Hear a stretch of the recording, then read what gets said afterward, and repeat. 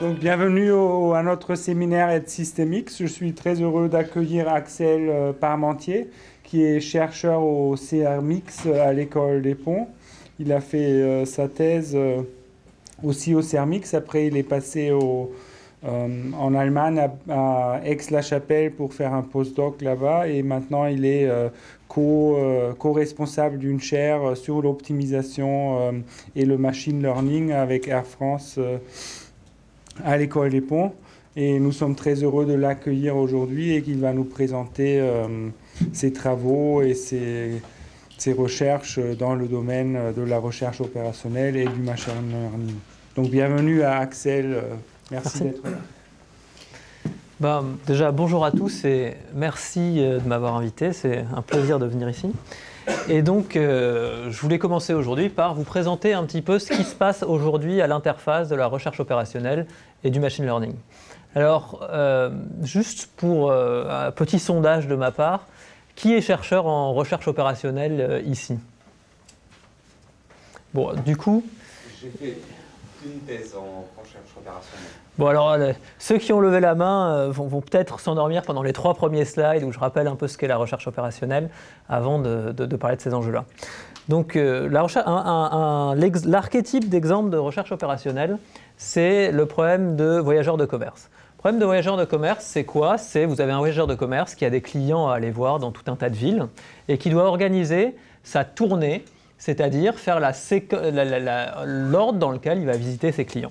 Et donc là, c'est la solution d'un problème de voyageur de commerce, ça va être la tournée, de manière à minimiser le coût total de cette tournée. Ça pourrait être typiquement le nombre de kilomètres voyagés.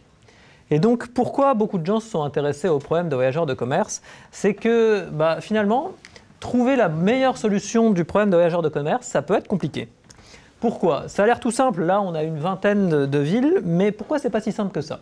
Alors, au début du XXe siècle, quand les gens commençaient à se poser ces questions-là, ils sont allés voir les matheux qui leur ont dit « il y a un ensemble fini de solutions, il existe une solution optimale, donc c'est facile, on trouvera ». Et puis, à l'époque, ne se posait pas la question que calculer la solution pouvait être difficile. Et est-ce que trouver cette solution est facile? Là, comme on est sur quelque chose qui est complètement discret, on ne peut pas avoir de gradient pour optimiser notre fonction, rien du tout. Et donc, au début, quand on se posait la question de comment faire, on pourrait énumérer les solutions.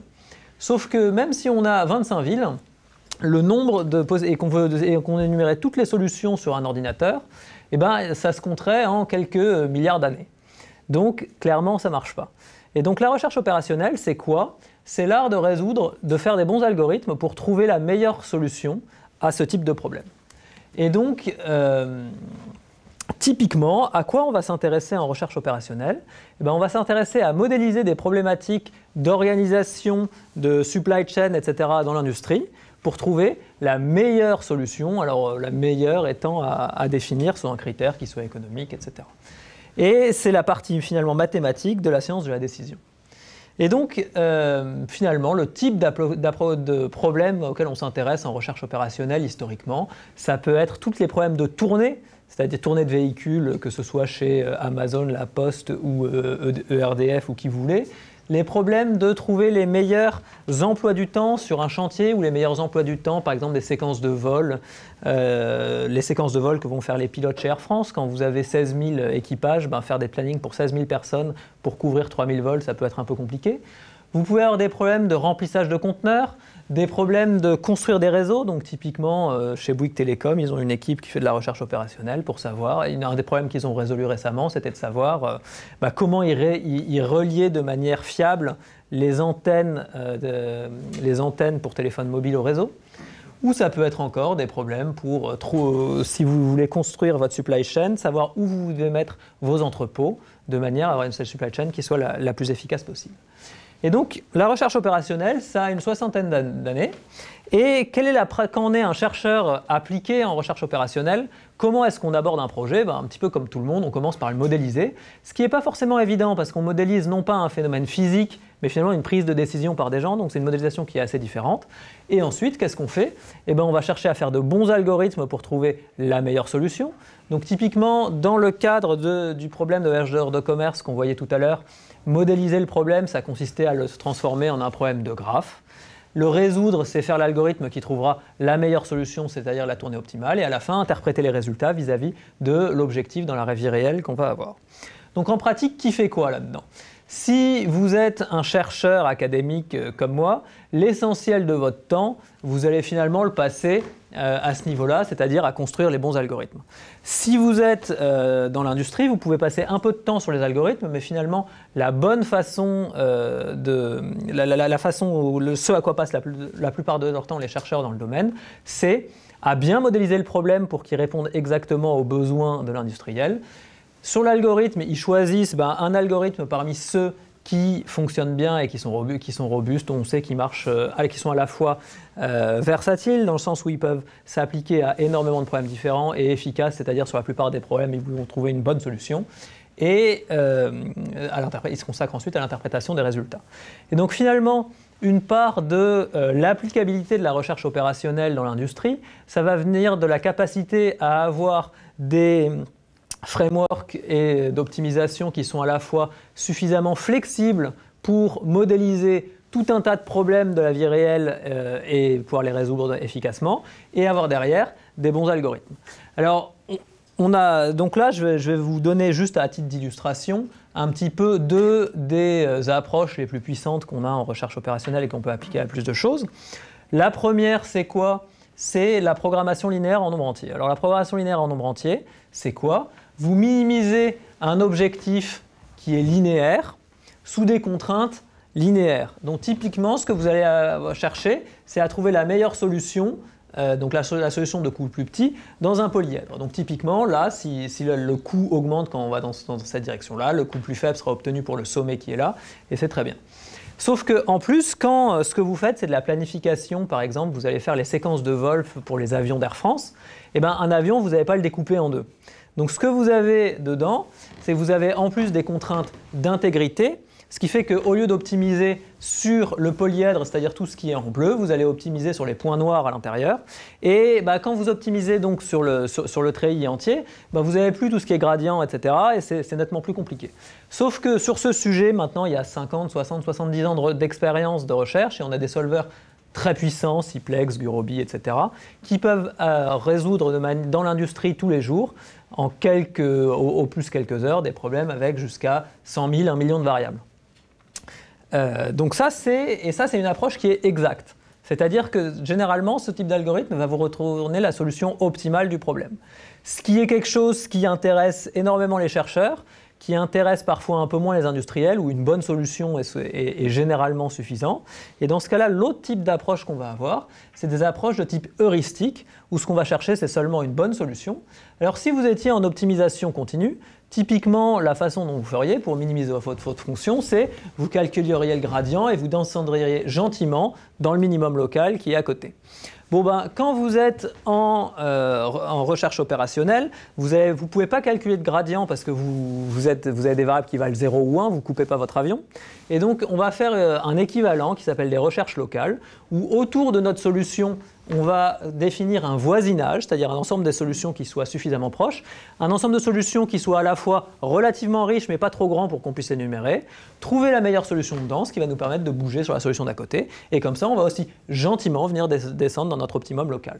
Après vous avez tout ce qui est tout l'art des heuristiques finalement et des méta-heuristiques, etc. C'est de savoir comment on sort de l'optimum local pour aller en bas. Donc voilà, vue de 10 km de haut, à quoi s'intéresse et quel est le type d'outils qu'on a en recherche opérationnelle. Et donc aujourd'hui, je voulais m'intéresser à l'interaction entre la recherche opérationnelle et le machine learning. Donc le machine learning, je pense que là, tout le monde en entend parler, parce que c'est un peu plus à la mode. Mais alors d'un point de vue concret, le machine learning, comme la recherche opérationnelle, son applicabilité dans l'industrie et de manière générale, ça va être à quelles questions il est capable de répondre de manière efficace et d'avoir des bons outils pour faire ça. Et finalement, il y a principalement 3 choses qu'on sait faire en machine learning aujourd'hui. La première chose, c'est vous avez un ensemble de données, décrire les données. Qu'est-ce qu'il y a devant moi? La deuxième chose que vous savez faire, c'est faire des prédictions. Donc c'est tout ce qui est deep learning, c'est si A se passe, alors B va se passer. Et enfin, la troisième chose que vous savez faire, qu'on s'intéresse à faire en machine learning, c'est du côté de l'apprentissage par renforcement, c'est cette fois-ci prendre des décisions. Et donc là, on est très proche de l'optimisation. Donc on voit déjà qu'il va y avoir un contact entre les deux. C'est-à-dire, si je veux que ma voiture autonome aille de A à B, ben, quelle séquence de décision je dois prendre pour qu'il n'écrase pas le passant qui est à côté. Et donc, recherche opérationnelle et machine learning, aujourd'hui, quand on vient vers des problèmes d'optimisation data-driven, c'est-à-dire chercher à prendre les meilleures décisions dans l'industrie en s'appuyant sur les données pour modéliser ce qu'il faut faire et ce qui est bien, eh ben on va se retrouver à l'interface des deux. Alors là, je place au même niveau recherche opérationnelle et machine learning, c'est peut-être parce que je suis chercheur en recherche opérationnelle, mais en termes de mode, il y en a un qui est un peu plus à la mode que l'autre aujourd'hui. Mais si on regarde historiquement ce que c'est, alors là je vous mets un petit sondage Google Trends sur ce qu'on a cherché, le nombre de fois que recherche opérationnelle et machine learning ont été cherchés sur Internet. Et donc ce qu'on voit, c'est que jusqu'en 2009, on jouait à peu près à part égale en termes de nombre de recherches. Ça ne veut rien dire des chercheurs, hein. Ça ne veut rien dire de la communauté de chercheurs qu'on a. Ce que ça veut dire, c'est comment ça infuse dans l'industrie et dans le monde réel, quoi. Et là, on voit que aujourd'hui, c'est un rapport de 95 à 5 quand même en termes de recherche. Bon, l'autre truc que vous voyez dessus, mais ça c'est complètement général, c'est que cette décroissance généralisée, c'est si vous mettez n'importe quoi d'intéressant aujourd'hui, eh ben, vous verrez un peu cette décroissance. Ça montre juste qu'il y a plus de monde sur le web et que les jeux vidéo prennent le pas sur la science. Ce n'est pas forcément très important. Et la deuxième chose, c'est je me demande comment le font les gens en recherche opérationnelle que vous avez là, qui est en rouge, pour arriver à trouver des contrats industriels quand ils ne sont pas en région parisienne. Bon, enfin bon, c'est un autre sujet. Donc quand j'avais vu ça, chercheur en recherche opérationnelle, j'étais un peu vexé et je m'étais dit, bon, je vais aller regarder si le machine learning est roi dans son domaine qui est la prédiction. Je me suis dit, je vais chercher machine learning versus horoscope et là, on voit ce que ça donne. Machine learning perd à 100 contre 1, voire 100 contre 0 contre horoscope. Et rassurez-vous, la connerie est universelle. Bon, par contre, si maintenant, passons à des choses un peu plus sérieuses, sur pourquoi est-ce que c'est important aujourd'hui. Parce qu'aujourd'hui, quand on parle dans les médias, quand on parle dans l'industrie d'intelligence artificielle, tous ceux qui connaissent un peu vont penser machine learning, et souvent c'est pour des problèmes de décision. Et ce que je vois assez souvent, en fait, en discutant avec d'anciens élèves qui deviennent start-upers, en discutant avec des cabinets de conseil dans l'industrie, c'est que souvent les gens vont traiter avec des approches machine learning aujourd'hui, parce que c'est le rouleau compresseur aujourd'hui, des problèmes qui sont des problèmes de recherche opérationnelle et qui sont résolus plus simplement avec des outils plus simples, souvent plus anciens, de recherche opérationnelle. Et donc je pense qu'il y a un manque de culture de la recherche opérationnelle dans l'industrie et qu'à partir du moment où en intelligence artificielle on va aller vers toutes les problématiques de décision, la recherche opérationnelle va monter avec ces sujets-là et il y a une importance à être cultivée sur ces sujets. Et donc, bon, tout ça pour dire, le machine learning est à la mode. Alors si on regarde en 2018, évidemment le machine learning était pour le Gartner Institute au sommet au pic de la courbe d'attente. Et on est censé rester au pic de la courbe d'attente pendant au maximum 1 an ou 2 ans. Mais si je regarde l'année dernière, il y était aussi. Il y a 2 ans, il y était aussi. Il y a 3 ans, il y était aussi. Donc finalement, c'est un pic qui a tendance à durer. Et ça, c'est pourquoi? C'est parce que finalement, ce qui se passe, c'est que aujourd'hui, dans la culture, dans toute école d'ingénieur, vous ne pouvez pas passer à côté du cursus en statistique. Pourquoi? Parce que la méthode scientifique se base sur ce qui est la falsification et que la formalisation mathématique de ça, c'est les stats classiques, les tests, etc. Donc tout le monde dans un cursus, dans sa vie, a vu un jour ou l'autre les basiques de statistiques. Ce que je pense qui va se passer, c'est juste que les statistiques basiques, c'était les statistiques conçues pour la période avant l'information, quand l'information était rare. Et aujourd'hui, on est dans une ère où les données sont nettement plus abondantes. Et finalement, la toolbox qu'il faut avoir à sa disposition pour pouvoir prendre en compte ces données, c'est le machine learning. Ça, c'est pas pour dire que tout le monde va faire du machine learning et va devenir un pro du machine learning. C'est que je pense que juste que dans 20 ans, plus ou moins tout le monde aura les basiques du machine learning dans sa culture, qu'il soit scientifique ou ingénieur. Est-ce que je peux dire la même chose de la recherche opérationnelle ? Je ne pense pas. Mais par contre, ce que je pense, c'est que que vous soyez un manager et qui se pose la question de la meilleure façon d'appliquer sa stratégie, une stratégie un peu complexe, typiquement vous êtes chez Air France, vous voulez savoir quel vol la compagnie doit faire. Une part est la stratégie, où ça évidemment c'est des idées économiques derrière, etc. L'autre est l'implémentation. Par exemple, si vous êtes chez Air France et que vous voulez savoir quel vol vous allez faire, le placement à 5 minutes de vos vols, vous n'allez pas me faire croire que c'est une décision stratégique, économique prise en s'intéressant aux grandes évolutions du monde. Par contre, ça va quand même impacter assez sérieusement votre performance parce que ce placement à 5 minutes, ça vous dit quelles connexions les avions vont faire les unes avec les autres. Et donc, l'implémentation de la stratégie, pour pouvoir le faire bien quand vous en avez une industrie qui est un petit peu complexe, il va y avoir des problématiques combinatoires qui se cachent derrière, et ça, c'est la recherche opérationnelle. Et donc, ce que je pense, c'est avoir une culture de l'optimisation. Ça aussi, ça va être quelque chose qui devient important. Et ensuite, quel que soit votre domaine, que vous soyez ingénieur, que vous soyez en machine learning, que votre spécialité soit pas même certaines méthodes d'approximation des équations aux dérivées partielles, finalement, à la fin, quand vous faites une méthode d'approximation, ce que vous voulez que l'ordinateur calcule, c'est la meilleure solution de votre problème. Et ce côté meilleure solution, c'est l'optimisation. Et ça, je pense que l'optimisation, tout comme le machine learning, ça va être dans le bagage scientifique de tout ingénieur qui se respecte. En tout cas, c'est la position qu'on a à l'école des ponts et c'est pour ça qu'on a redescendu l'optimisation de base dans le cursus auquel personne n'échappe. Pour la recherche opérationnelle, ça va être dans un scope plus réduit de ceux qui auront des problèmes combinatoires, mais ça reste beaucoup de problèmes et je pense qu'il y aura un nombre d'applications qui ne va faire que grandir. Et donc aujourd'hui, ce dont je voulais vous parler, c'est qu'est-ce qui se passe à l'intersection de la recherche opérationnelle et du machine learning. Alors, il y a un peu 3 pistes de recherche sur ces sujets-là. La première, c'est la recherche opérationnelle pour le machine learning. L'idée, c'est quoi qui est derrière tout ça? C'est que finalement, cette tâche, apprendre, vous avez envie de la faire optimalement. Et donc, quand vous avez fait vos modèles, etc., ce que vous devez résoudre à la fin, c'est un problème d'optimisation. Et parfois, les méthodes de recherche opérationnelle sont pertinentes pour ça. C'est plutôt sur les 2 autres points que je vais me focaliser aujourd'hui. C'est le machine learning pour la recherche opérationnelle. C'est-à-dire, vous avez une méthode d'optimisation, vous avez un algorithme, etc. Comment on peut utiliser les outils qui sont pertinents aujourd'hui en machine learning, notamment les outils de prédiction, pour arriver à accélérer vos algorithmes d'optimisation et les rendre meilleurs. Et enfin, la troisième chose dont je voulais vous parler, c'est tout ce qui est optimisation data-driven, c'est-à-dire des problèmes d'optimisation pas vraiment bien posés, par exemple comment je dois faire la maintenance de mon avion, où il y a toute une série de questions logistiques qui vont se poser derrière, mais où finalement, pour savoir quand est-ce qu'il faut faire la maintenance, ce que vous avez de mieux, c'est les enregistrements de tous les signaux, de tous les détecteurs de votre avion, et donc le problème n'est pas bien posé au départ, et donc on est obligé de faire à la fois du machine learning pour arriver à modéliser la réalité, et de la recherche opérationnelle derrière pour arriver à optimiser, c'est-à-dire faire le meilleur planning. Et si vous ne faites pas les deux en même temps, ça ne se passe pas bien. Pourquoi? Ce qui risque de se passer, c'est que vous allez arriver à un problème qui se comporte mal au niveau machine learning, typiquement de l'overfitting, des choses comme ça, qui fait que les prédictions que vous faites n'auront aucun sens. Et côté recherche opérationnelle, vous risquez d'arriver sur un problème que vous ne savez tout simplement pas optimiser. Donc le modèle sera excellent, mais vous n'arrivez pas à trouver une bonne solution. Et donc je terminerai par ça. Juste avant de commencer, un rapide aperçu de cette question-là, parce que c'est une question, donc la première question, parce que c'est quelque chose qui est assez actif dans la littérature aujourd'hui tout de même. Pourquoi on en a besoin? Alors ça va peut-être vous rappeler le slide qu'il y avait 5 ou 6 slides avant sur qu'est-ce que c'est la recherche opérationnelle en pratique.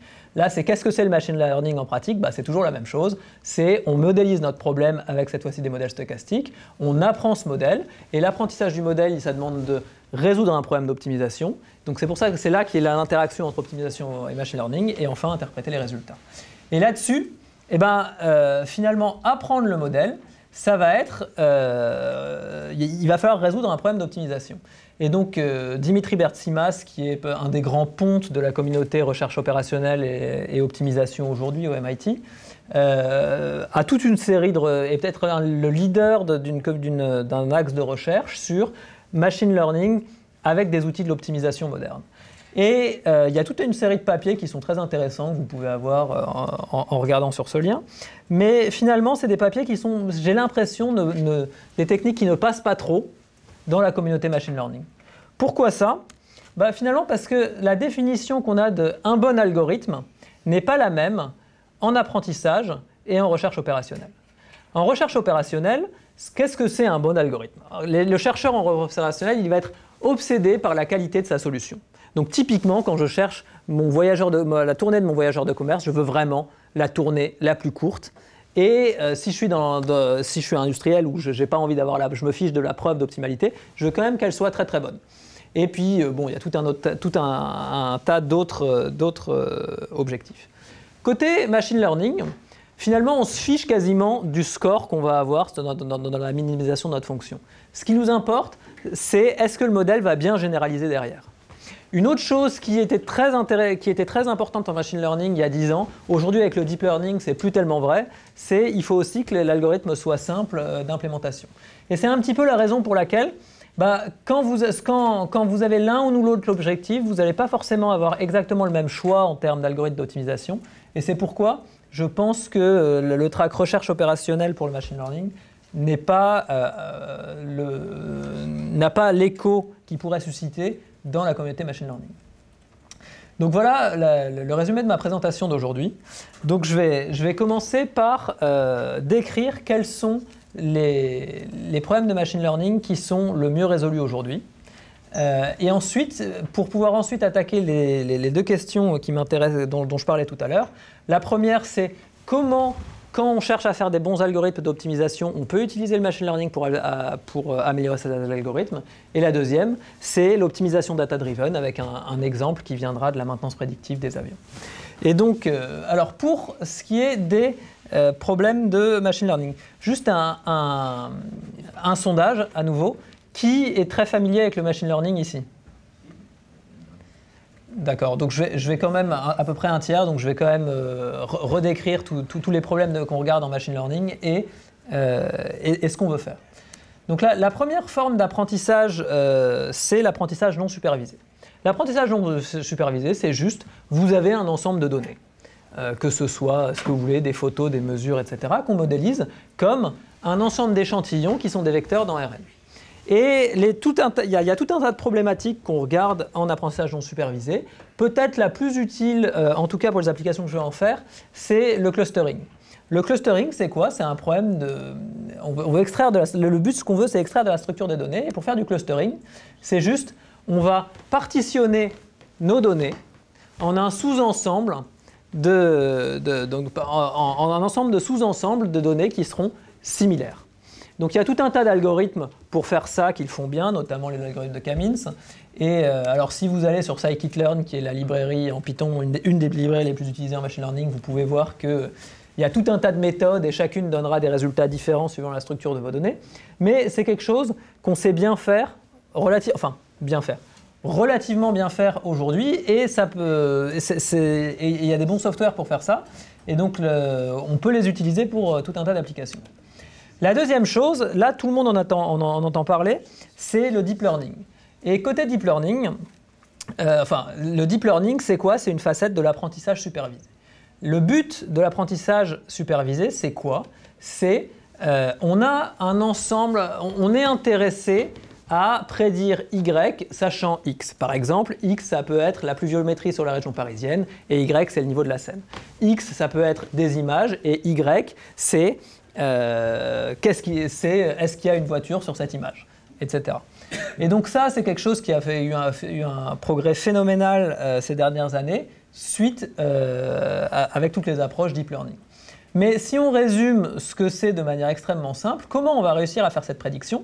Finalement, on a tout un historique de données pour lequel on a à la fois la donnée et la vraie valeur à prédire.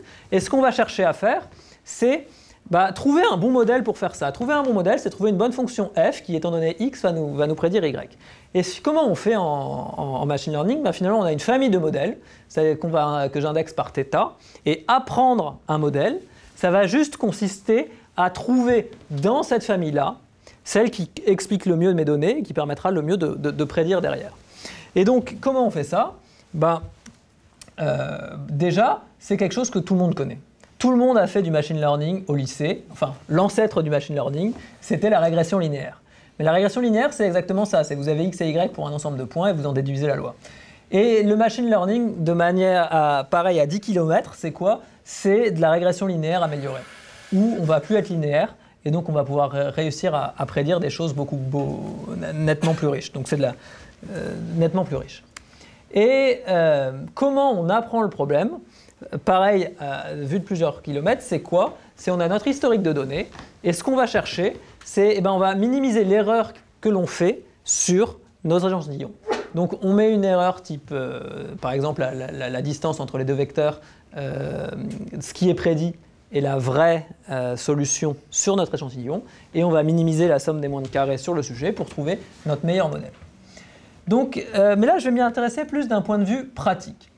D'un point de vue pratique, ce qui va énormément compter, c'est ce que vous allez chercher à prédire. C'est-à-dire, ce n'est pas tellement x est important, mais ce qui est extrêmement important, c'est y, ce que vous allez prédire. Et il va y avoir deux types de choses que vous allez prédire. Ça va fonctionner si vous avez une variable quantitative, c'est-à-dire typiquement une variable réelle, c'est l'exemple que je donnais avec le niveau de la Seine à Paris. Et là, l'autre chose qu'on peut avoir, c'est une variable qualitative, typiquement une variable binaire oui, non. Est-ce qu'il y a un chat sur ma photo? Et donc, pour le coup, le fait de chercher à prédire une variable quantitative ou une variable qualitative va fortement influencer la méthode que vous allez choisir. Et tout ce qui est, donc, quand vous allez chercher du quantitatif, vous allez être sur ce qu'on appelle la régréssion, et quand du qualitatif, c'est sur de la classification. Le message pour ceux qui ne sont pas experts du machine learning, c'est qu'aujourd'hui, l'apprentissage supervisé, quand vous avez beaucoup de données et que ce que vous cherchez, c'est soit une variable quantitative, donc un réel, soit une variable binaire, 0, 1, ça marche. Et ça marche très bien, et donc on peut l'utiliser dans d'autres applications. Sur maintenant, le type d'input qu'on peut utiliser. Donc, on peut mettre pas mal de choses en input. Donc ce qui marche le mieux, c'est des vecteurs dans RN, mais ça peut être aussi des images, des vidéos. Et alors la frontière de la recherche aujourd'hui est pas mal sur les graphes. Typiquement, il y a des gens qui font du machine learning sur des mèches pour savoir si faire des prédictions mécaniques sur une aile d'avion, des choses comme ça. Et donc là, on est à la frontière de la recherche.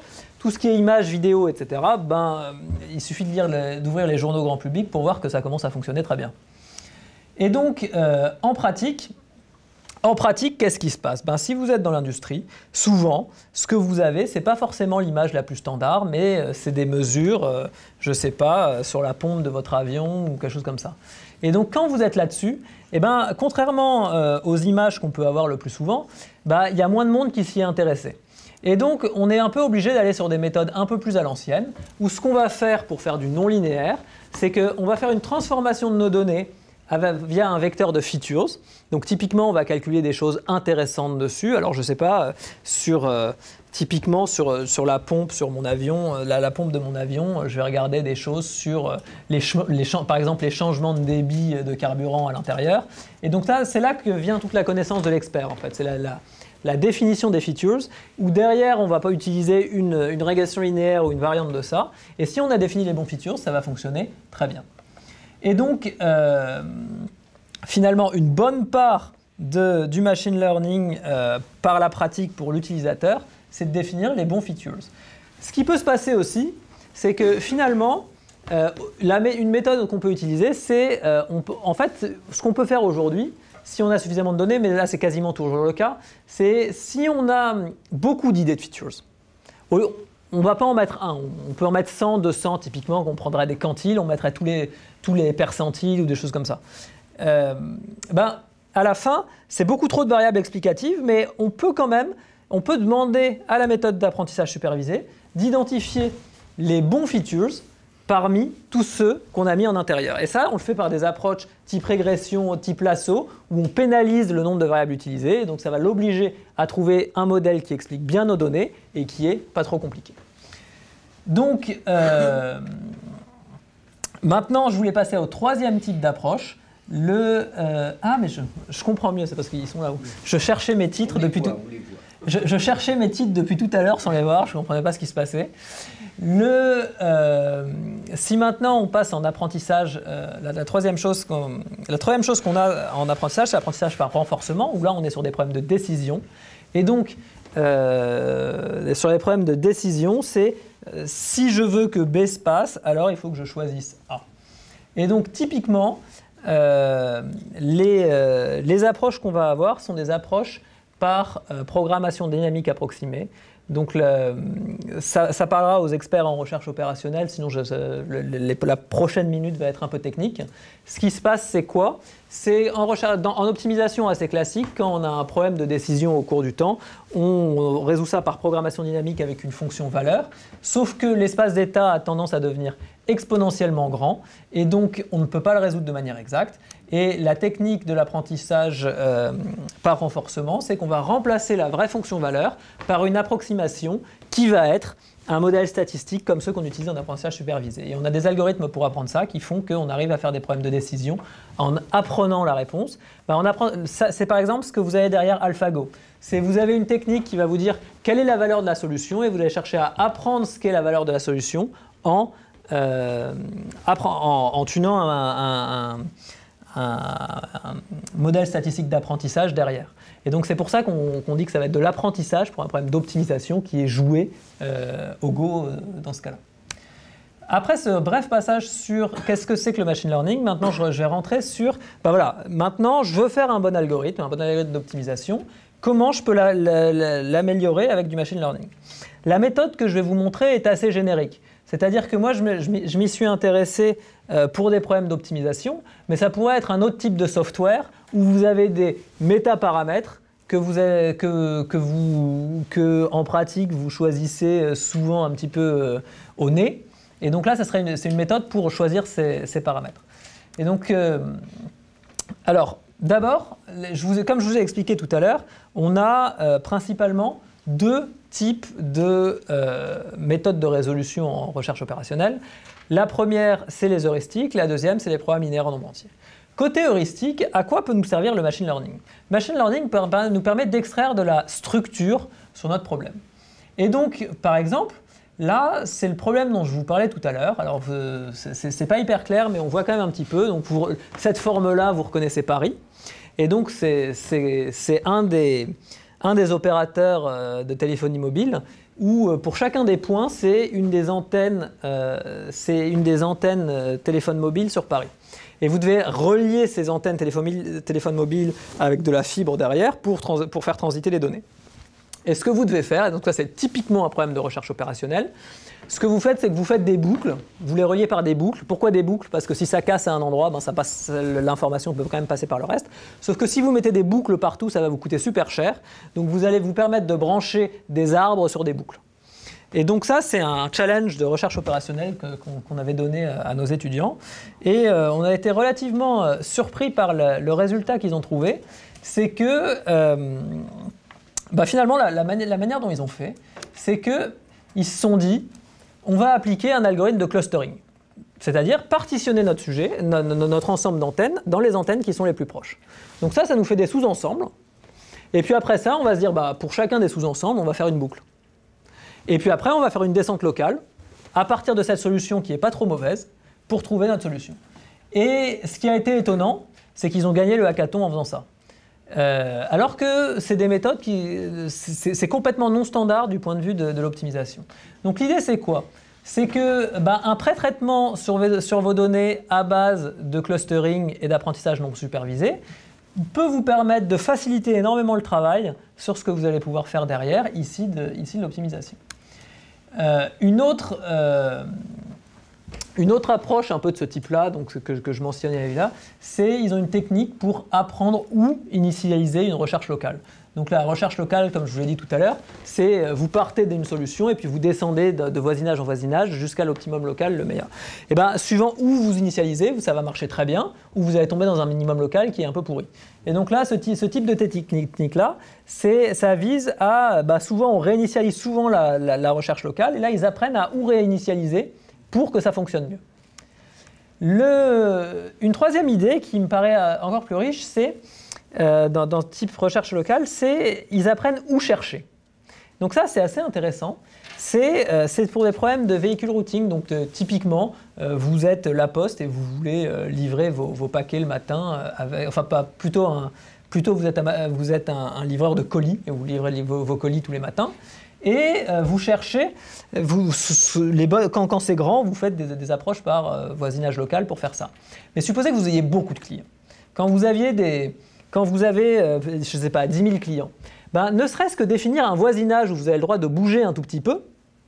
Si vous avez 10 000 clients que vous autorisez à faire 2-3 permutations, explorer ce voisinage, vous allez rapidement devoir regarder 1 million, voire 1 milliard de solutions. Et donc toutes ces méthodes qui sont basées sur l'idée qu'on va pouvoir regarder beaucoup de solutions et descendre vite, ça ne marche plus trop. Et donc, c'est une contribution qui me semble majeure et qui pour moi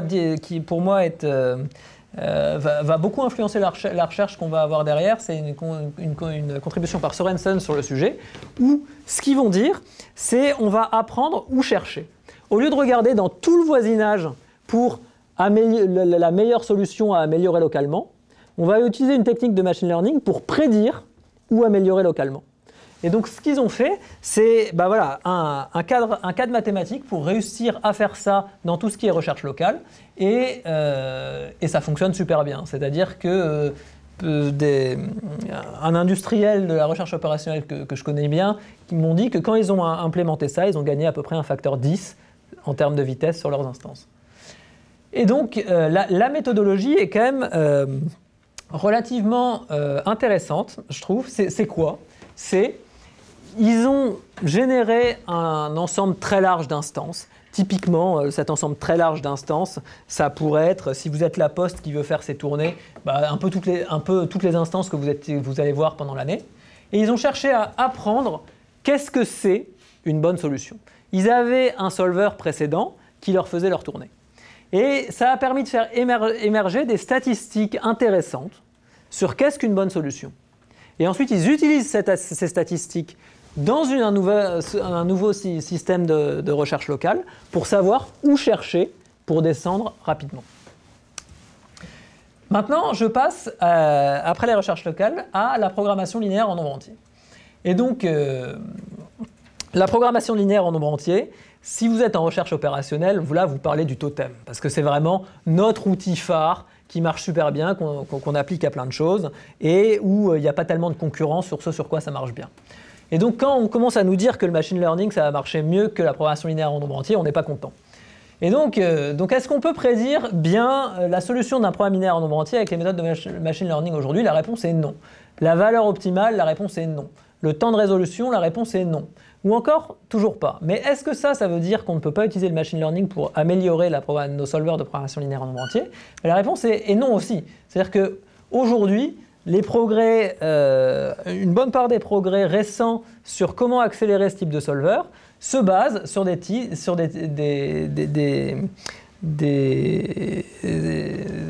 techniques à base de machine learning. L'idée, c'est quoi ? C'est que dès que vous avez un solver qui est un peu puissant, un peu compliqué, alors là, je vous parle de la programmation linéaire en nombre entier, mais c'est aussi le cas si vous avez un gros software scientifique assez souvent. Il y a tout un tas de choix heuristiques qui sont faits à l'intérieur. Au nez, on prend cette décision. Ça ne change pas le fait que notre solver soit exact, mais ça va changer un petit peu ce qui va se passer à l'intérieur. Et ces choix heuristiques, finalement, on va utiliser l'apprentissage supervisé pour prédire en quelques fractions de secondes une réponse qui est un peu meilleure que celle au nez sur où il faut aller chercher. Et c'est ce qui va nous permettre de les accélérer. Donc là, je recommande à ceux que ça intéresse l'excellent survey qui est ci-dessous. Et donc, comment ça marche ? Une partie, c'est avant de lancer le solver, on peut prédire quels sont les bons paramètres à mettre en place pour que bien paramétriser le solver pour qu'il fonctionne mieux.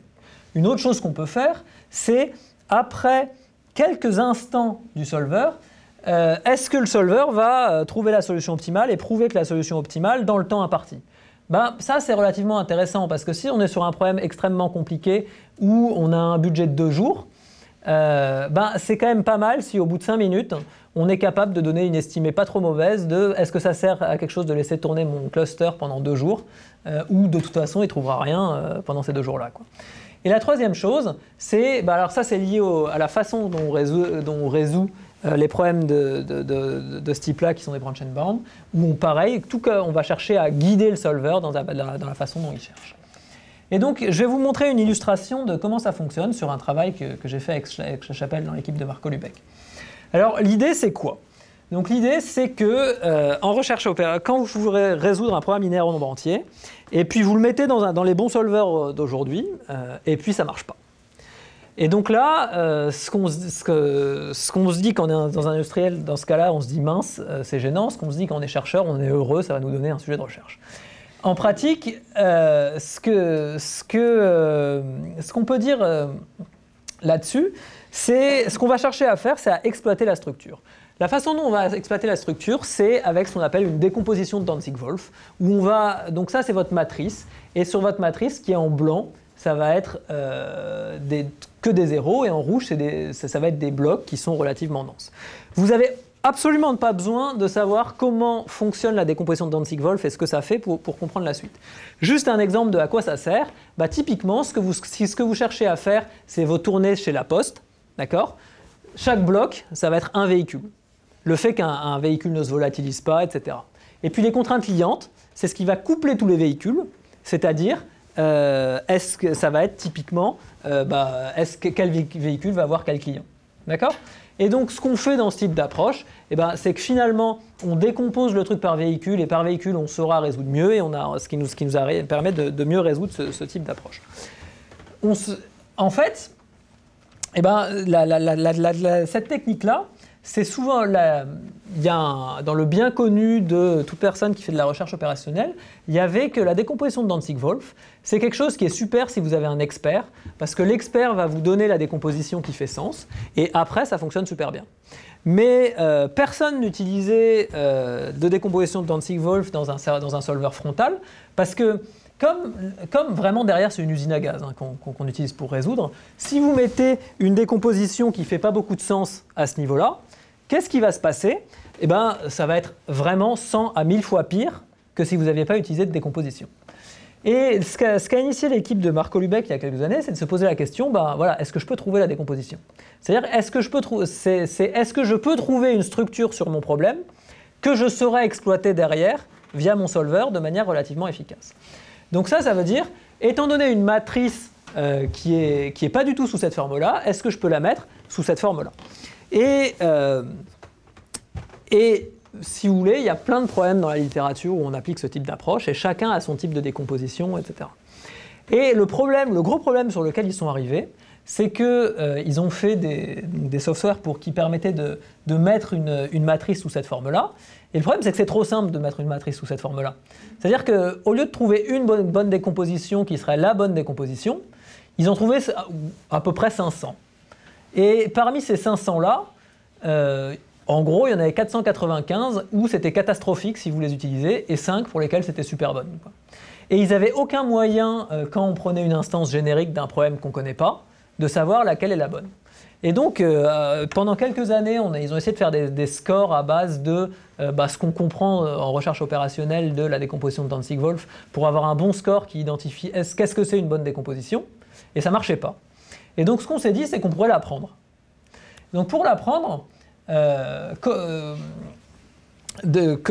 comment on allait faire ça ?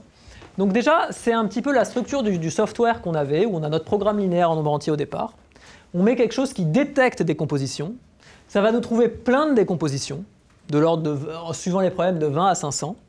Et la question qu'on va se poser, c'est est-ce que j'utilise ma décomposition ? Et dans ce cas, je sélectionne la meilleure décomposition et je la résous avec le solver pour décomposition. Ou j'utilise pas ma décomposition et je la résous avec le solver de base qui était Skip. Et donc, voilà, on s'est dit, est-ce que je peux apprendre à prendre cette décision-là à partir de mes données ? Et donc, comment on a fait ça ? On s'est dit, ce que j'expliquais tout à l'heure, c'est que on sait très bien répondre à des questions binaires, oui, non, en machine learning. Et donc, on a reformulé ça sous la forme d'une question binaire qui est, s'il me reste 2 heures à consacrer à la résolution et que j'ai une décomposition pour semi-plat, est-ce qu'il vaut mieux que j'utilise cette décomposition ou que je ne décompose pas ? Ça, c'est une question oui-non, binaire, auquel quelque chose en machine learning peut bien répondre. Et donc maintenant, une fois qu'on a posé ce problème-là, ce qu'on va chercher, c'est à l'apprendre. Alors l'autre chose, c'est que les méthodes de machine learning, après, travaillent sur des vecteurs de Rn. Et donc là, ce que vous avez, c'est des matrices sur des problèmes différents, donc des matrices de taille très différentes, avec des objectifs différents, des vecteurs de contraintes relativement différents, etc. Donc ça, on ne peut pas le mettre en entrée. Mais ce que j'expliquais tout à l'heure, c'est que le travail pratique en machine learning, c'est souvent de calculer un vecteur de features qui extrait les informations pertinentes. Donc la première chose qu'on a fait, c'est qu'on a défini ce phi-là. Ça nous a fait un vecteur de features, cette fois-ci dans RD, sur lequel on peut travailler. Et après, on a choisi une famille de modèles statistiques, on a appris le meilleur θ, et ça nous faisait une méthode de classification binaire pour arriver à répondre à cette question-là. Et alors, en fait, on ne savait pas quels étaient les bons features à mettre. Donc on a mis à peu près tout ce qui nous passait par la tête. Le temps qui reste, le nombre de variables d'un certain type, la taille des blocs, etc. Et on a fait une approche par régularisation derrière, qui lui permettait de choisir parmi ce grand ensemble de features quels étaient ceux qui étaient pertinents. Et ensuite, la partie qui a été extrêmement importante, ça a été la partie apprentissage maintenant. Comment je calibre mon θ? Et donc pour faire ça, ce qu'on a fait, c'est qu'on est parti de plein d'instances. Sur chacune de nos instances, on a détecté nos décompositions, les 500 décompositions dont je parlais tout à l'heure, ce qui va nous faire une énorme famille d'instances et de décompositions. Et puis pour chaque décomposition et chaque instance, on a lancé le solver sans décomposition et le solver avec les différentes décompositions. Ce qui nous a fait un gros catalogue de temps de calcul et de performance en résolution sur plein d'instances et plein de décompositions. Et on a appris la méthode de classification que je vous avais mis de slide avant. Et ensuite, alors, comme c'est quelque chose qui était fait pour détecter si une instance est structurée ou non, typiquement, on a mis tout un tas de types d'instances structurées pour savoir si, pour qu'il apprenne sur ce type d'instance, voilà, quand est-ce que c'est pertinent d'avoir une décomposition, et tout un tas d'instances non structurées, parce que c'est ce que j'expliquais tout à l'heure, ce qu'on veut absolument pas, c'est que notre solver applique de base une décomposition sur un problème qui n'a pas de structure, parce que c'est le meilleur moyen que ça ne fonctionne pas. Et une fois qu'on s'est fait tout ça, on s'est lancé, déjà dans le calcul. Le calcul, pour faire notre base de données, c'était un peu plus de 113 jours de calcul, donc ça prend quand même un tout petit peu de temps. On a décomposé ensuite nos instances. Alors évidemment, en espace d'apprentissage, espace de test, évidemment, c'est les instances de problèmes qui sont là, ce n'est pas les décompositions. On ne va pas mettre dans le test une décomposition sur un problème qu'on avait déjà dans l'ensemble des apprentissages parce qu'on tricherait. Et à quoi on arrive? Alors, comment on lit ça? Donc ça, c'est le nombre, sur toutes nos instances, le nombre de solutions d'instances pour lesquelles notre solver n'a pas trouvé de solution optimale. Donc plus c'est petit, mieux c'est. Si vous décomposez jamais, vous en avez 50 à peu près où ça ne sera pas résolu. Si vous utilisez la décomposition avec les techniques qu'ils avaient avant pour sélectionner une décomposition, c'est encore pire. Par contre, si vous faisiez le choix optimal, on le connaît parce que voilà, on a tout testé sur notre historique, vous pouvez quand même gagner pas mal par rapport au truc initial si vous étiez capable de choisir tout le temps la bonne décomposition. Et là, avec notre méthode Bébête, on a quand même réussi à attraper à peu près les 2/3 de ce qu'il y avait à gagner. Et pourquoi on a fait ça? C'est parce que sur les instances structurées, on est capable de beaucoup améliorer, tandis que sur les instances non structurées, on détériore à peine, et on détériore parce qu'en gros, on arrive à voir qu'elles sont non structurées et qu'il ne faut pas décomposer dans ce cas-là. Et si vous regardez en temps de calcul, ça donne à peu près le même type de résultat derrière. Et ensuite, et alors pourquoi ça fonctionne? C'est parce que là, ça vous donne pour différents types de classifieurs la qualité de prédiction qu'on avait. Et ce qu'on voit, c'est qu'on prévoit relativement bien, avec relativement peu de faux négatifs et relativement peu de faux positifs, ce qui fait que... voilà. Mais si vous regardez là, si vous faites du machine learning, ce qu'on a mis, c'est des plus proches voisins, des random forests, c'est-à-dire des choses qui sont extrêmement simples. Finalement, le message qu'on pourrait avoir de manière plus générale, c'est quoi?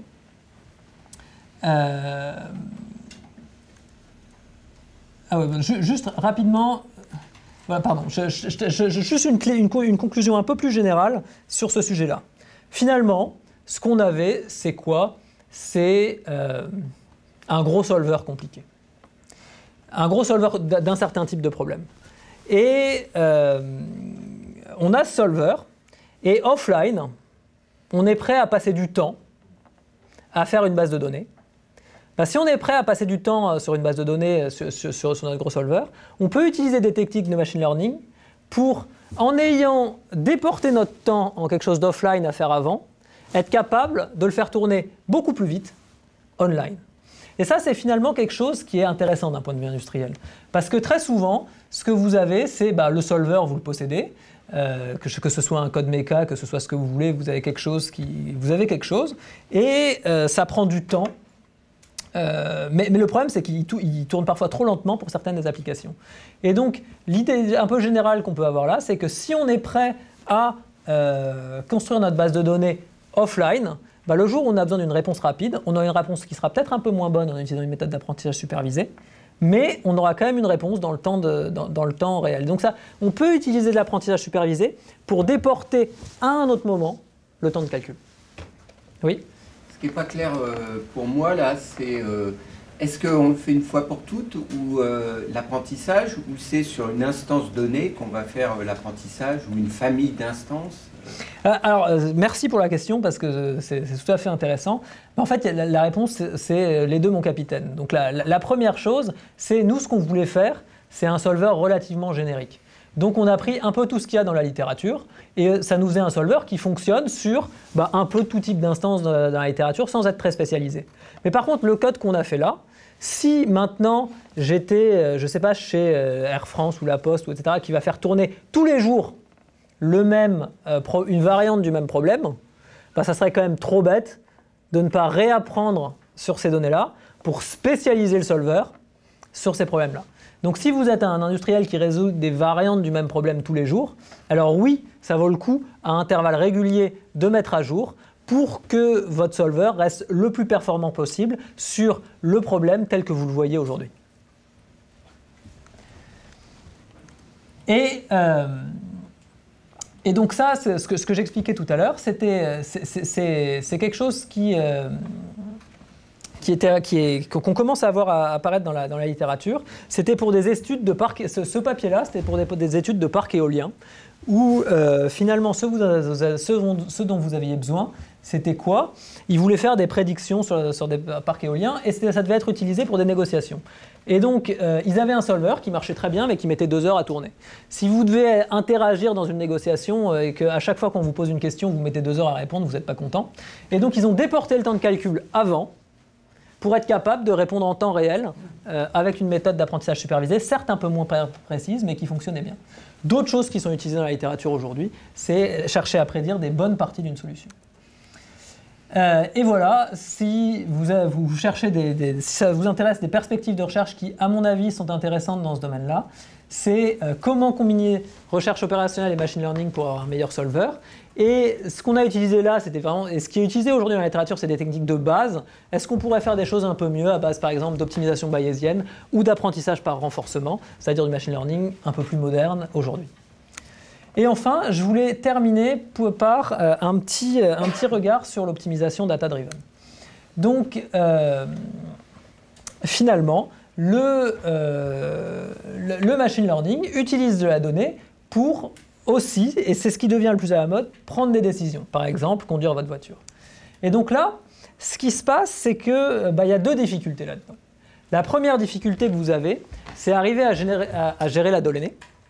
Ça, la discipline adéquate, c'est le machine learning. La deuxième difficulté, par exemple, quand vous faites du jeu de Go, c'est arriver de casser la combinatoire. Et casser la combinatoire, historiquement, la discipline qui regarde ça, c'est la recherche opérationnelle. Et donc la question, c'est comment on fait les deux en même temps. Alors voilà un exemple de problème que je regarde, où les deux questions se posent. C'est vous êtes chez Air France, vous avez vos A350 qui volent, et voilà, vous avez un planning où ils volent, ils passent à un créneau de maintenance, ils volent, ils passent à un créneau de maintenance, etc. Et la question que vous vous posez à ce moment-là, c'est quand je passe à mon créneau de maintenance, est-ce que je garde ou est-ce que je change tel équipement ? Et le truc, c'est que si un A380, par exemple, est immobilisé alors qu'il ne devait pas l'être, vous annulez tous les vols de la journée. Sur un A380, ça se chiffre tout de suite en millions d'euros parce qu'il y a beaucoup de monde dans un A380. Et donc, il y a un intérêt évident à ne pas avoir ce type de panne. Comment on va faire ça au niveau maintenance prédictive ? On introduit un outil que certains connaissent bien ici, qui sont les réseaux bayésiens. Un réseau bayésien, c'est quoi? C'est, ou un modèle graphique orienté, c'est un moyen de stocker des distributions sur un très grand nombre de variables. Alors comment ça marche? En fait, vous allez voir vos variables aléatoires comme des nœuds d'un graphe. Et au lieu de spécifier la distribution d'un nœud, vous allez spécifier la distribution d'un nœud conditionnellement à ses parents.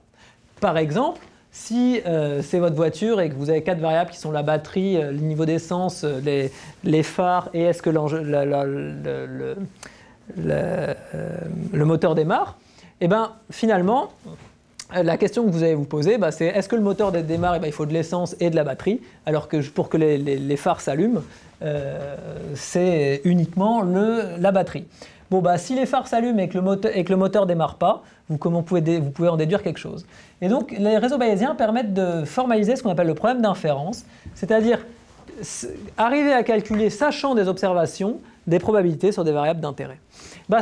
Ça nous intéresse. Pourquoi? Parce que sur notre A350, on enregistre tous les signaux des avions en continu, à une fréquence de 1 Hz. Donc, on a des observations, et on a une variable d'intérêt qui est est-ce que mon truc va tomber en panne ou non. Et donc, voilà un premier exemple. Un autre exemple qu'on avait, qui est très recherche opérationnelle classique, c'est la propagation du retard. Pour pouvoir arriver à faire un vol chez Air France, vous avez besoin d'un avion et d'un équipage. Si le vol précédent de l'avion ou le vol précédent de l'équipage est en retard, vous avez du retard. Et donc là, ce que vous avez, c'est que finalement le retard d'un vol s'explique par le retard de ses parents, qui sont le parent pour l'équipage et le parent pour l'avion. Et ça vous fait que la structure de propagation du retard, ça va être un joli réseau bayésien, ça va être un joli réseau bayésien sur lequel vous allez chercher à faire des calculs. Et donc, ce à quoi on s'est intéressé, c'est à pouvoir faire de l'optimisation en se basant là-dessus. Et donc, oui, effectivement, ça sonne. Je conclue rapidement. Ce qui se passe, c'est que côté réseau bayésien, vous avez toute une belle théorie d'optime convexe pour faire le calcul des probabilités. C'est-à-dire que le calcul des probabilités est vu comme un problème d'optimisation.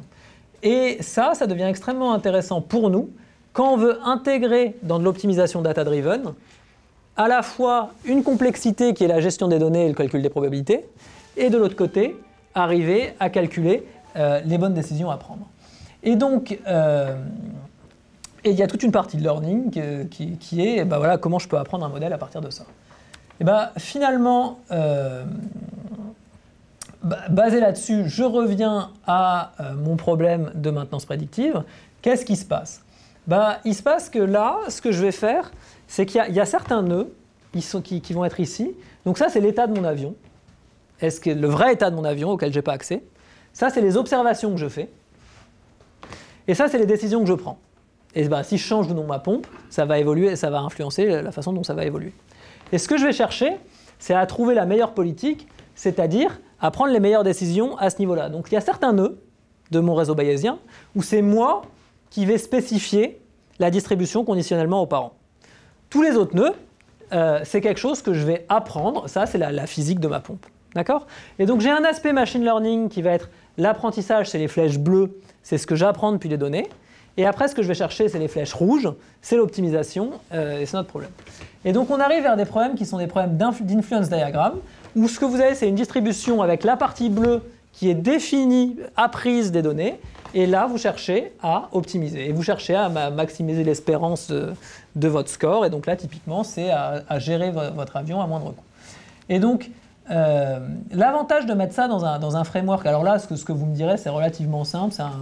Ceux qui connaissent, c'est un modèle de décision markovien partiellement observé. Mais l'avantage d'avoir l'aspect réseau bayésien, c'est que sur un avion, on n'a pas un composant. Alors là, je vous en ai mis 2. Et vous n'avez pas le temps de faire 36 000 maintenances lorsque vous passez. Et donc, ce vers quoi on va pouvoir arriver, c'est avoir des structures un peu plus complexes qui nous permettent de poser des questions logistiques du type « quand j'arrive au hangar, comment est-ce que je priorise entre mes différents équipements ?» Et donc, on a fait un cadre mathématique pour être capable de résoudre ce type de questions, c'est-à-dire faire des algorithmes qui permettent de trouver la politique optimale pour ce type de problème. Et donc, finalement, si je devais résumer toute cette présentation, il me semble que voilà, quand on est un praticien de la recherche opérationnelle et plus généralement ingénieur, il est important de savoir quels sont les quelques outils quel type de problème résolvent les outils qui fonctionnent bien en machine learning aujourd'hui. Et en recherche opérationnelle, ça permet de faire deux choses. La première, d'accélérer nos solvers, et la deuxième, c'est je pense que les modèles graphiques probabilistes sont une direction prometteuse pour les problèmes d'optimisation data-driven avec une complexité qui est à la fois malédiction de la dimension et donnée. Je vous remercie.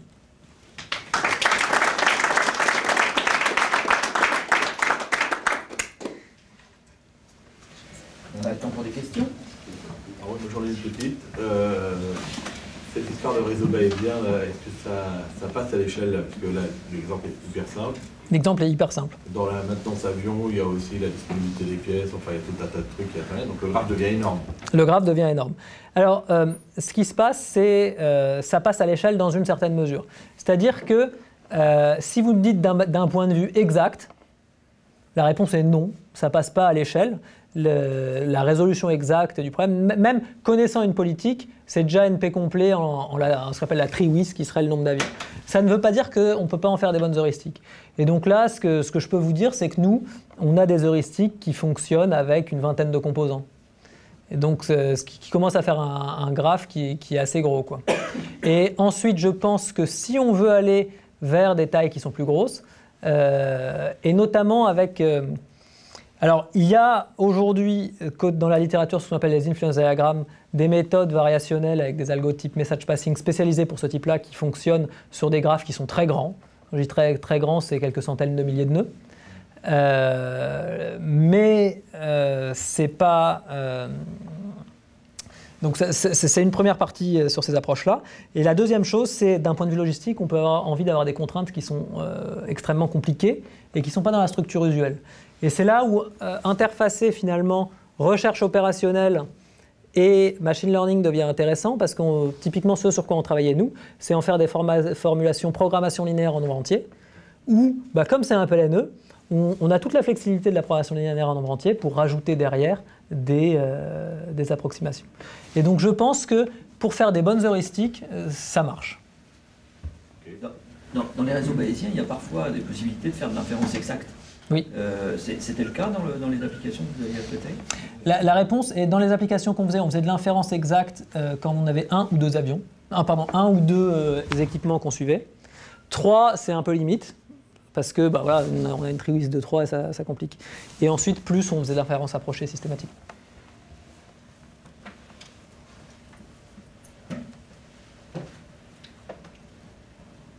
D'autres questions ?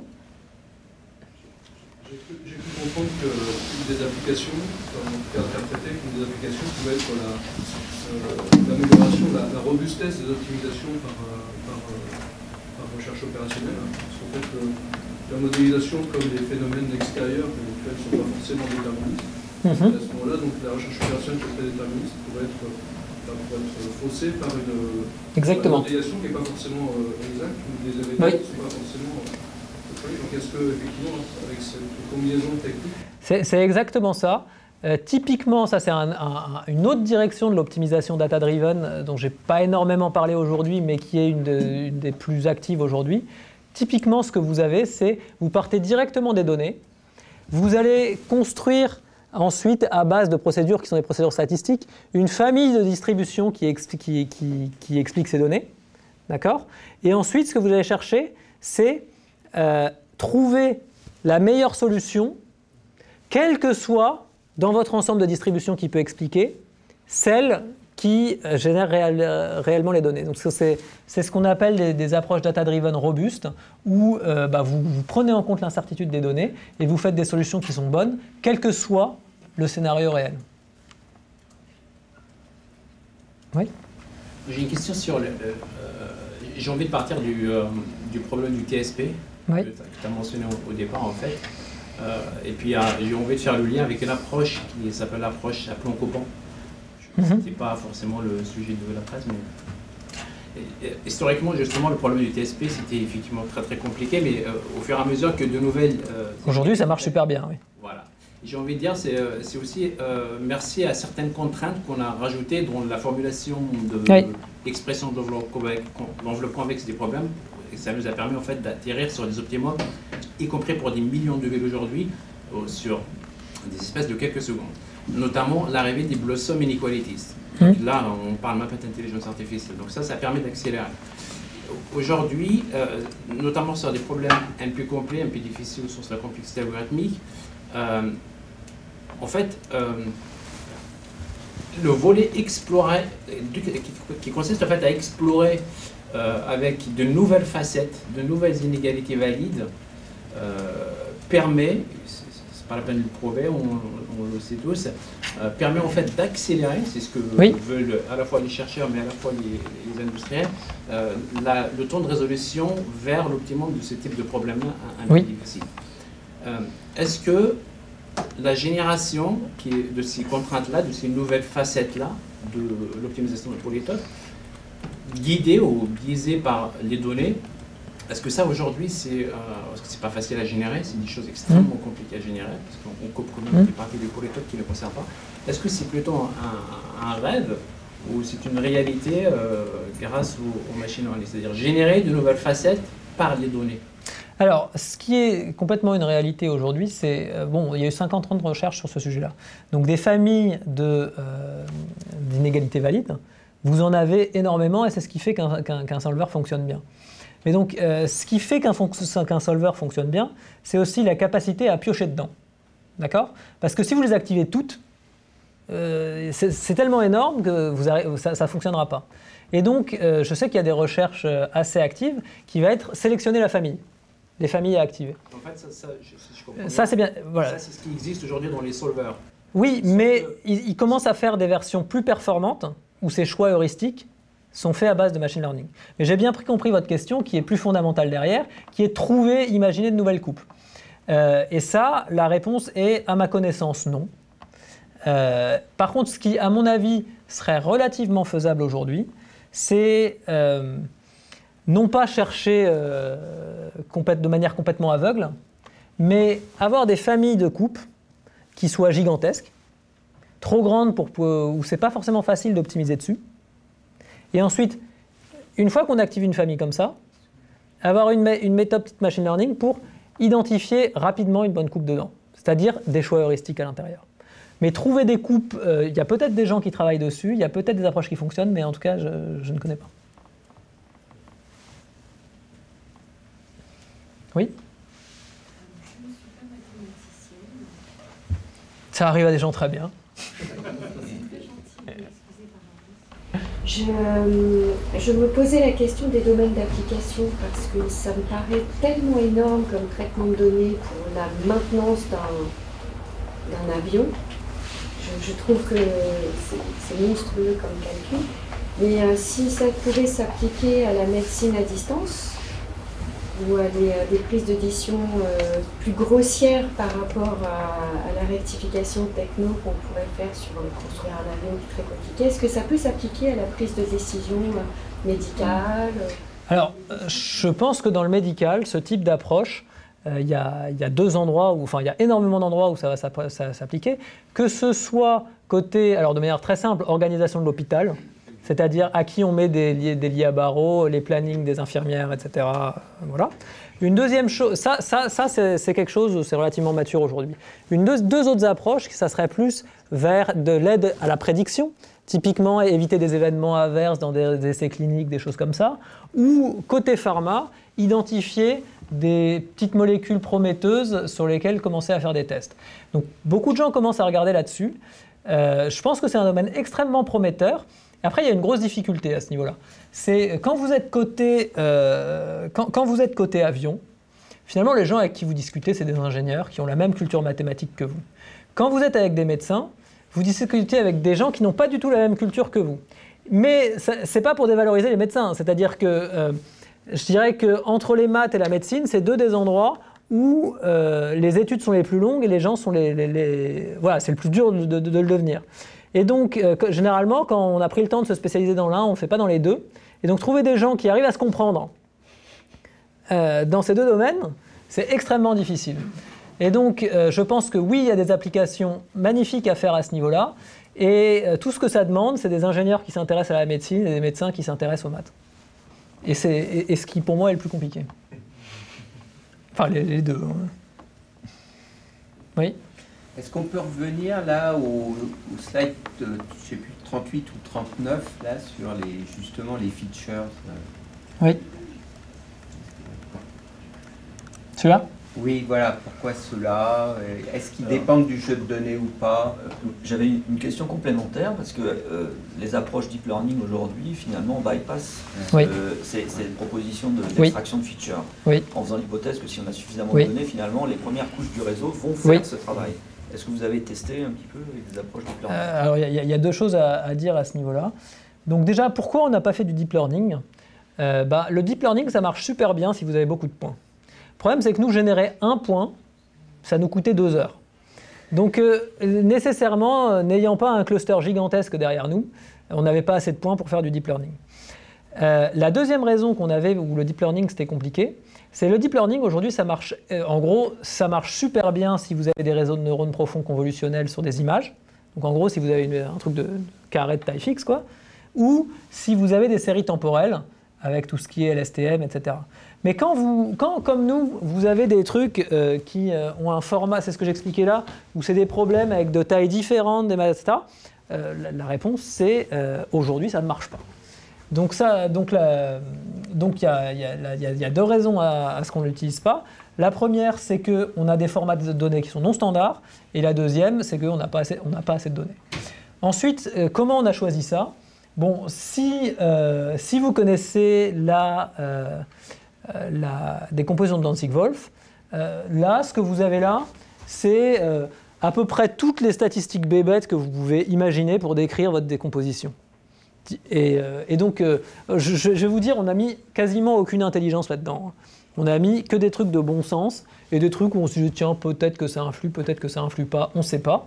Comme de toute façon on régularisait derrière et on sélectionnait ce qui était pertinent, voilà, on en mettait autant qu'on veut. Et donc on a essayé de mettre quelques familles de choses qui marchaient bien. Et du coup, vous pouvez aussi nous raconter peut-être a posteriori lesquels étaient les plus intéressants. Exactement. En fait, c'est ce qui nous intéresse. C'est quelque chose qui nous intéressait beaucoup au début. Où on s'est dit, c'est parce que ça faisait 5-6 ans qu'il y avait une série de papiers qui cherchaient à faire le bon score pour identifier une décomposition. Et ils utilisaient tous deux ou trois features dedans, quoi. La réponse qu'on a eue, c'est que si en gros on en avait une vingtaine, et que de nos 100 features de départ, à peu près, si on descendait à 20, on avait quasi la même performance. Et puis si on descendait à plus bas, ça fonctionnait quand même sérieusement moins bien. Et donc, je pourrais vous les donner, mais... La distribution sur les 20, c'est quoi? C'est les 20 pareils? Non, en gros, ce qui marchait bien, c'était des quantiles. Généralement, dans les features, il faut mettre des quantiles. Et des quantiles de quoi? Des quantiles sur les descriptions intéressantes sur ce qui se passait dans les blocs. Donc des quantiles sur le nombre de variables d'un certain type, le nombre de contraintes d'un certain type dans les blocs. Et alors, il y avait deux parties. Donc ça, c'est générique, c'est-à-dire ça ne dépend pas de l'instance. Qu'il faut mettre des quantiles, oui. Les variables là. Oui. Voilà. C'est générique. C'est-à-dire que quelle que soit l'instance, on peut calculer ces trucs-là. Que l'instance soit gigantesque ou que l'instance soit toute petite, le nombre de blocs, on peut le calculer, quoi. C'est possible de nous en dire un petit peu plus sur la slide 30? Alors la slide 30. Je reviens sur la slide 30. Je ne sais pas ce qu'il y a dessus. Ouais, plutôt après. Donc c'est 31, pardon. Celle-là? Oui. Oui. Le type de problème, en fait, vous disiez que... Oui. Alors tout ça... C'est un sujet que j'ai pas bien compris si vous l'avez traité avec un... En fait, la façon dont je l'ai traité, c'est tous les ans, j'organise un hackathon pour mes élèves. Et donc, pour les élèves de RO de la région parisienne, et où on met un sujet où ils ont une instance au départ, ils ont quelques instances au départ, et ceux qui donnent la meilleure solution à la fin gagnent le prix. Et donc ce qu'on met, c'est des problèmes qui sont durs, pour que tout le monde n'ait pas la solution optimale à la fin, quoi. Et donc là, le problème qu'on a, c'est ensuite sur le type de problème, je ne sais pas si ça vous intéresse, c'est un problème de conception de réseau. C'est assez classique en recherche opérationnelle, où que ce soit un réseau de télécommunications, un réseau d'eau, un réseau de pipeline, ce que vous cherchez, c'est souvent des variables d'histoire d'arbres couvrants, où vous cherchez à couvrir un ensemble de sommets avec un arbre. Et là, c'est une variante de l'arbre couvrant, où si vous aviez un arbre, c'est-à-dire que si vous coupiez un truc, bah, vous aurez toute une partie qui ne communiquerait plus, donc ça ne va pas. Donc souvent, dans les réseaux de télécommunications, typiquement, ce qu'on a, c'est on a ces histoires de boucles. Et donc ça, c'est une variante sur les problèmes classiques où vous cherchez à partitionner un ensemble de sommets en boucle. C'est une variante où on s'autorise à brancher des arbres de petite taille sur les boucles. Et typiquement, ça, si on s'intéresse à la variante des cycles, il n'y a plus de difficulté, j'ai envie de dire, le problème il est polynomial. Non. Si vous mettez des cycles, vous arrivez sur un problème de véhicule routing. Non, c'est 2 facteurs. Non, pas un problème de facteur. Parce que c'est pas sur les arêtes, c'est sur les sommets. Si c'était sur les arêtes, vous êtes sur un problème de facteur. Et donc si vous êtes un problème de facteur, c'est bon. Si vous êtes sur les sommets, il faut des hypothèses suffisantes. Si vous faites peut-être référence au travail de Walid Benhammer sur le sujet. En fait, c'est des travaux. Ouais, mais j'ai fait ma thèse sur ça. Ah, d'accord. Oui, donc je connais votre papier. Et oui, il y a mais si vous voulez la version très précise de ce truc-là, ils sont... D'accord, bah, je comprends mieux. Je vous trouvais quand même... C'est vraiment la première fois que quelqu'un m'allumait sur ce truc-là, quoi. Bon, on vous laissera discuter. Hein. Voilà. Donc ça m'a un peu piqué de voir que les étudiants de l'hackathon avec le clustering, c'est 2 heures. T'as fait en 3 ans. Est-ce qu'il y a encore quelques questions quoi? On doit libérer à 30, donc on est encore dans les temps. Est-ce qu'il y a encore des questions? Non? Bien, alors on vous remercie encore. Bah, c'est bon.